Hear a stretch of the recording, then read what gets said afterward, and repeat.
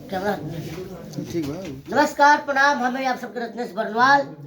आज वाला के बहुत बड़ी खुशखबरी बता रहा बानी कि आज हम जो शूटिंग कर रहे बानी पश्चिम चंपारण में पदमौल पुरनिया गांव में। तो संजोग देखी एगो नया लड़का से लड़की और नाम है नीरज। इनके देखी इनके नाम है नीरज, बाहर में हो गई चांदनी, बहुत वायरल भी बड़ी। तो हम सोची कहा कहाँ घर कहाँ ना कोई देखे मिली कि ना मिली। हम कलाकार के साथ ऑडियंस भी है हम, तो सोचे नहीं कोई अच्छा से कलाकार से मिली। तो संजोग से 2 दिन पहले फोन आया वो विजय जी के कि एल्बम करे बा उनके यहाँ साथ है। अब तो वायरल कर ले चांदनी के साथ है। उनको जो लड़का से लड़की में हुआ है तो हाँ। तो संजोग से देखिए जब हम शूटिंग जहाँ कर चली तो यहाँ पत्नी बड़ी हमको पति बनी। गाना भी बड़ा झकास बा। आजकल के जो रील जो होता है मर्द लोग काम करते लोग, मैं जो रील बनाते सन वही गाना रील्स में ही गाना पाते हैं। तब लड़के से कुछ पूछी जाती बाबू तर असली नाम का है?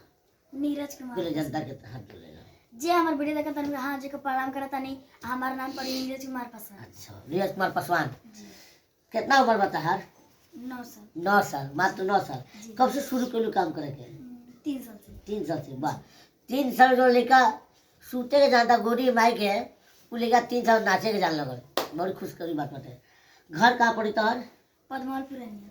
कौन जब चंपारण में ही पड़ला? हाँ। अच्छा, पढ़ाई कर लो कि ना? ना पहले ना पढ़ा तो नहीं, अब थोड़ा थोड़ा पढ़े। हमू देखी ना लड़की से बच्चा होनी लेकिन लड़का होनी का तो ब्याह हो गया कहले पर हाँ बड़का जन लड़का से लड़की से लड़की से। ठीक बात है। तो भविष्य में का सोच लो? अच्छा एक्टिंग करे कि ऐसा ही अच्छा। नाच गान के छोड़ देते? अच्छा एक्टिंग करेंगे सोचले बनी और हीरोइन बने के सोचले बनी। हीरो जी हीरोइन। हीरोइन तो हीरोइन खाली तो फिर बड़ा अथी होला। तो ऐसे कहे काल के जब बड़ा हो गया तो बाल कटवा के हीरो काम करो। अच्छा जब काम कर जैसे खेसारी भैया पहले कितने काम करते करते बड़ा बहुत बड़ा स्टार हुआ है। तो वो मान लो अभी डांस करते रहो चौकी मैंने कहीं कहीं प्रोग्राम में एल्बम कर कल कॉमेडी कर लो बड़ा हो जेबू तो अच्छे कहे जी। जी तो लड़का पर करो कि लड़की बन के? लड़की बन के। तो लड़की बन फिर लड़की खाती तो फिर सोचे के पड़ी। सोचे का बड़े में बाल नहीं बा, सुंदरता बन नहीं बा, आई लेडीज के कपड़े पहनना नहीं। जैसे हिंदी में बॉबी डार्लिंग वैसे हमारे भोजपुरी में चांदनी राज। बॉबी डार्लिंग के भी लोग जानते होंगे, लोग बहुत बड़ा कलाकार बने। तो सेम जनरेशन चेंज है लेकिन ये लड़का ही है। इसका सपना है कि हम लड़की बन के काम करें। तो ठीक बा, हमारे रत्नेश बरनवाल चैनल बटे वही मार्फत से आप लोग के दर्शन करा बनी। तो भविष्य से आगे काम कैले जाए का। तो भोजपुरी में तो की अच्छा लगा कलाकार में? हमारा खेसारी भैया और पवन भैया। और दिनेश सिन्हा? हाँ उहे लगे नहीं अच्छा। मतलब मन से बेमन से? ना ना पूरा मन से। अगर दिनेश भैया साथ काम मिले तो करबो नु। हाँ।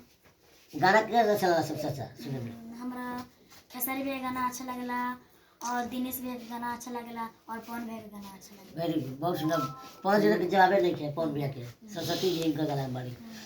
तो ठीक बात चल जाए इसके साथ वीडियो में भी जब प्रोग्राम हुई तो कुछ क्लिप डालूँ मैं। बाकी जब एल्बम बन जाई ये गाना रील्स क्या रहना नाम करो? रील बनाओ तनी। रील बनाओ तानी तो 2 या 3 तारीख के रिलीज कर जाई। तो आप लोग ढेर सारा प्यार आशीर्वाद देम लोग हम लोग के आई बच्ची के भी बच्चा के भी बच्ची के भी बच्चा के भी। ठीक बात, नमस्ते, जय।